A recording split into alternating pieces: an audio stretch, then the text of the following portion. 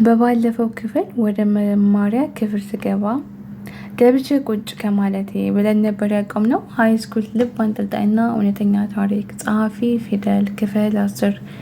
ገብቼ ቁጭ ከማለቴ ከየት እንደመጣ ሳላቀው እዮብ አጠገቤ ተቀምጧል።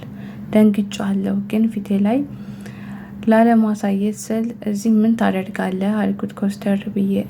ክፍሌ ነው እኮ አለኝ ኮራ በሚል ፊት አሳየኝ። ከዚህ በላይ ከሱ ጋር ማውራት ፊት መስጠት መስሎ ስለተሰማኝ አፌን ዘግቼ ተቀመጥኩኝ። የመጀመሪያ ዓመት የመጀመሪያ ክላስ ስለሆነ አስተማሪው ብዙ ነገር አላስተማረንም። እንደ ትውውቅና እንደ መግባቢያ ትንሽ ነገር አስተምሮን ወጣ። ጆሪ ክላስ ስላልገባች ከሌላ ሰው ጋር ማውራት አልፈለኩኝም። ተነስቼ ልወጣ ስል ግቢውን ላስጎበኝሽ ፈልጌ ነበር እኮ አለኝ። እዮብ በፈገግታ ተሞልቶ ፊቴ ላይ ቆሞ እኔ አጥሬ ይሁን ወንዶች ረዝመው አብዛኛዎቹን ቀና ብዬ ነው የማያቸው። ቀና ብዬ አይኑን አየሁትና አይ አመሰግናለሁ አይቼዋለሁ ብዬው ጥዬው ሄድኩኝ። ጀሪ ስለ እዩ ስትነግረኝ አካብዳ መስሎኝ ነበር፣ ግን እንዳለችው በጣም ቆንጆ ነው። ምንም እንከን አይወጣለትም። ችግሩ አይኔ ላይ የቢኪ ምስል ተቀርጾ ቀርቶብኝ ነው እንጂ። ከክላስ እንደወጣሁኝ ቀጥታ ወደ ድሬም ሄድኩኝ። ላጠና አልኩኝና የቢኪን ፎቶዎች ማየት ጀመርኩኝ። 10 ጊዜ እየደጋገምኩኝ ዞማ እያደረግኩ አየሁት። የሳቅበት ፎቶ ላይ አብሬ እየሳኩኝ፣ ዝም ሲል ዝም እያልኩኝ፣ ሲኮሳተር እየተኮሳተርኩኝ ሙሉ ፎቶውን አየሁትኝ። በዛ እስከ ዛሬ አብረን የተነሳናቸውን ፎቶዎችና የተነቀሰውን ንቅሳት ፎቶ አየሁኝ። ያኔ ምን ያክል አምኜው እንደነበር አስቤ ብርድ ልብሴ ውስጥ ሽፍንፍን አድርጌ ውስጥ ገብቼ ስቅስቅ ብዬ አለቀስኩኝ።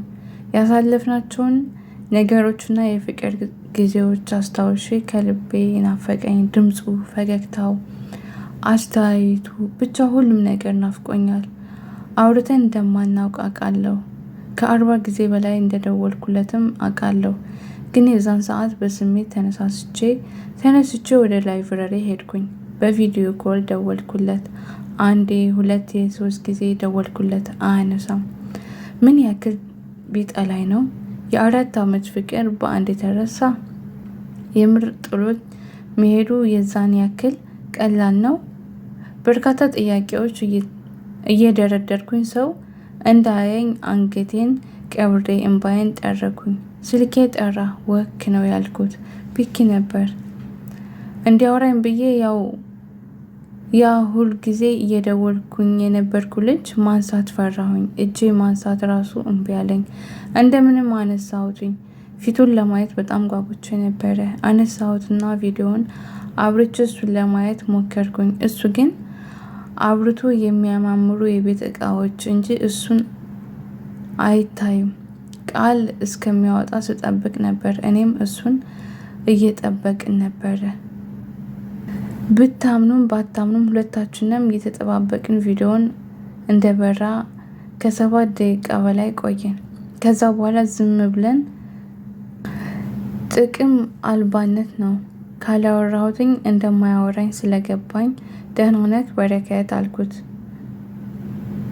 ብዬው የማላቀውን በስሙ ጠራሁትኝ። እውነት ለመናገር ይመልስልኛል ብዬ አልጠበኩም ነበር።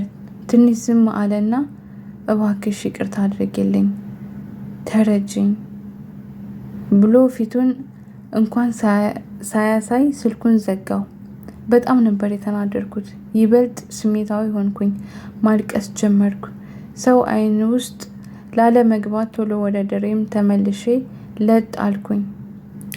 በነጋታው ጧት ራት 4 ሰዓት ላይ ከእንቅልፌ ነቃሁኝ። ስነሳ ድሬም ውስጥ ማንም አልነበረም። ራስ ምታት ለማስታገሻ በቀዝቃዛ ሻወር ወሰድኩኝና ልብስ ቀያይሬ ወጣሁኝ።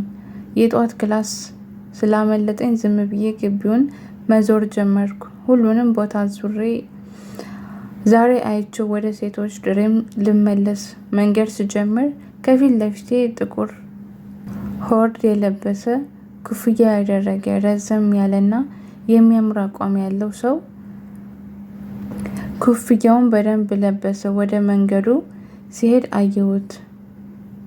ለመጥራት አላንገራገርኩም። ቢኪ በረከት ብዬ ጮኩኝ። ሄድኩኝ። ልብሱን እየጎተትኩ ከፊቱ ቀድሜ ቆምኩኝ። ምን አይነት እብደት እንደተጠናወተኝ ለእኔም አልገባኝም። ከደቂቃዎች በፊት ቤት ውስጥ በቪዲዮ ያነሳል ልጅ እዚህ ምን ያደርጋል ብዬ አስቤ ነው። ወይ ጉድ! አቤት አለኝ ልጁ ቅንድቡን ከፍ ዝቅ እያደረገ። ይቅርታ አባቴ ተሳስቼ ነው አልኩት በእጄ የጎተትኩትን ጃኬት ለቅቄ ወደ ኋላ እየሸሸሁኝ። በስሜ ስጠሪ ነበር ካልተሳሳትኩ አለኝ። ድምፁ በጣም ወፍራም ነው። ቅላጼው ምናምን ግን ቁጭ የኔን በረከት ድምፅ ነው የሚመስለው። የሚገርማችሁ እኮ ሰምቼው ጭምር ሁላ ነገሮቹ ሲመላለሱብኝ ብኪ እኔን ፍለጋ መጥቶ ነው ራሱን ለመቀየር ፊቱን አስተካክሎ ነው ብዬ አስቤ ነበር። አይ ፍቅር! በሀሳቤ ትንሽ ፈገግ እያልኩኝ እሱ ባለመሆኑ ትንሽ አዘንኩኝ። እንዳዘንኩኝ የገባው ልጅ ጥሎኝ ሄደ። ግራ በተጋባ ስሜት ተወራጭቼ ይቅርታ ብዬ ወደ ድሬም ገባሁኝ።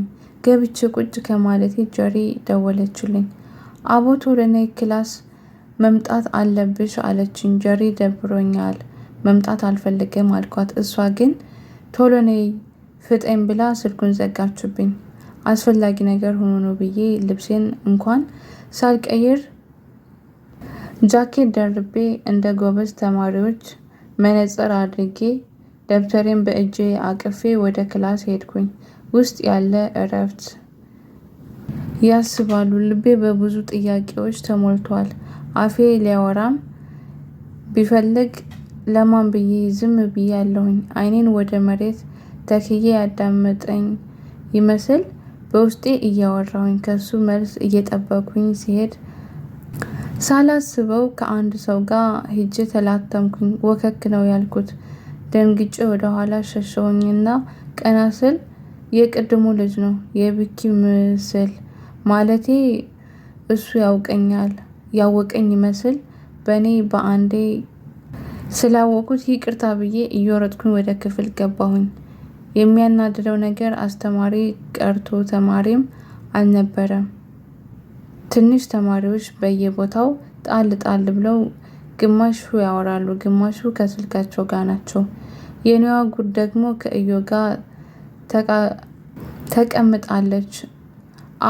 አቡ ነይ እዚህ ጋር ብላ ጮኸች። ተማሪዎች እንዳሉ ቀና ብለው ሲያዩኝ ደንግጬ ፈጥኜ ሄድኩ። ተቀመጥኩኝ። እዚህ ጠብቂኝ ይዤ መጣሁ ብላ እያበደች ከክላስ ወጣች። የማትረባ በሷ ቤት እኔን ከሰው ጋር ለማጀናጀን እየሞከረች ነው። ልቤ መያዙን አላወቀችም። ሰላም አበለሰት አለኝ እጁን እየዘረጋ። ላሳፍረው እና ራሴን ሰው እንደማይነቅ አይነት ሴቶች ላስቆጥር አልፈለግኩኝም። ስለዚህ እጄን እየጨበጥኩኝ ሰላም አልኩትኝ። ፈሪነሽ ልበል አለኝ። ምክንያቱን ባላቅም ተናድጄ ነበር። ተነስቼ ብሄድ ራሱ ደስታዬ ነው። አይ አትበል ምክንያቱም አይደለሁም አልኩት። እንደለመድኩት ግንባሬን እየቆጠርኩ ብኪ አጠገቤ እያለ በጭራሽ የማልችለው ነገር ነበረ። እሱ ስኮሳተር ደስ ስለሚለው ሲጀመር ገና አጠገቤ ሲደርስ ውስጤ ደስታ በደስታ ስለሚሆን ማኩረፍና መኮሳተር አልችልም። የቆንጆ ሴቶች ባህሪ ነው ብዬ ነው እያለ ፈገግ አለ። የሚያናደው ቀልዱ አያስቅም። ውስጤ ቅጥል እያለ ነው። ለምን እንደሆነ አላቅም። ያንን የመሰለ ቆንጆዬ ልጅ በጣም አስጠላኝ። እኔን ለመጀንጀን እየሞከረ መስሎ ተሰማኝና በጣም ተናደድኩኝ። ከዚህ በላይ በሼም ከሱ ጋር መቀመጥ አልቻልኩም። ይቅርታ መሄድ አለብኝ ብዬ ተነስቼ ወደ ድሬም ገባሁኝ። ከዛ ቀን በኋላ ራሴ ላይ የማይሆኑ ነገሮች ጠመጠምኩኝ። ወንዶች እንደዚህ ናቸው። ከፍቅር በላይ እልህ ያጠቃቸዋል። እዩ በጣም እየው በጣም እልህ ውስጥ ከተትኩት። የዛኔ ጥየው በመሄዴ ፊት አለመስጠቴ ለመኮሳተሬ እየሞከርኩኝ አድራጊው ተደርጓል። ከዛን ቀን በኋላ ባገኘው አጋጣሚ ሁላ አላቅም አለኝ። በሱ ምክንያት ላይብረሪ ሲሄድ ተደብቄ መሄድም ጀመርኩኝ። ክፍል በሱ ምክንያት ስንት ቦታ እንደቀያየርኩኝ እኔ ነኝ የማውቀው። ጀሪ በእኔ ምክንያት ከሱ ጋር ላጋጫት አልፈለኩም። ከእኔ ቀድማ የምታውቀው እሱን ነው። ወንድሟም እንደሆነ ነግራኛለች። ስለዚህ ነገሮችን ከዚህ በላይ ላጋግል ስላልፈለኩኝ ለሷ ሁሉንም ልነግራት ወሰኜ ደውዬ ላይብረሪ እንድትመጣ ነገርኳት። ብዙ አልቆየችም፣ ቶሎ መጣች። እንደደረሰች ሀሳቤን ሰብስቤ ጀሪ አውቃለሁ፣ ለእኔ ምርጥ ጓደኛ የሆነሽልኛል፣ ብዙ ነገር አስለምደሽኛል አውቃለሁ። ነገር ግን የምትወጂኝ ከሆነ የምነግርሽ ነገር አለ አልኳት እየተረበሽኩኝ። አይ አሁን አልችልም፣ መጀመሪያ እኔ የምነግርሽ ትልቅ ነገር አለኝ። አሁን ካልሆነ መቼም ድፍረቱን ላገኝ አልችልም አለችኝ። እጆቿን እርስ በእርስ እየፈተለች ምንድነው? እሺ ንገሪኝ እስኪ አልኳት። አስፈላጊ ነገር መስሎ ስለተሰማኝ አቡ እኔ እያለች ስትንተባተብ ይላል። ታዲያስ ቤተሰብ በቀጣይ ፓርት እንቀጥላለን። ሀሳብ አስተያየት ካላችሁ ኮሜንት ስራ